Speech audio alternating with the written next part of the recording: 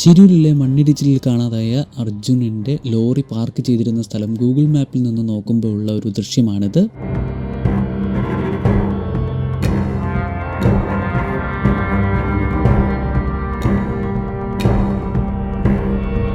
ഈ ഒരു ദൃശ്യത്തിൽ നിന്നും, അതായത് ഈ ഗൂഗിൾ മാപ്പിൽ നിന്നും ലഭിക്കുന്ന ഈ ഒരു ദൃശ്യത്തിൽ നിന്നും നമുക്ക് മനസ്സിലാക്കാൻ സാധിക്കുന്നത് ഇവിടെ സ്ഥിരമായി ലോറികൾ പാർക്ക് ചെയ്തിരുന്നു എന്നതാണ്.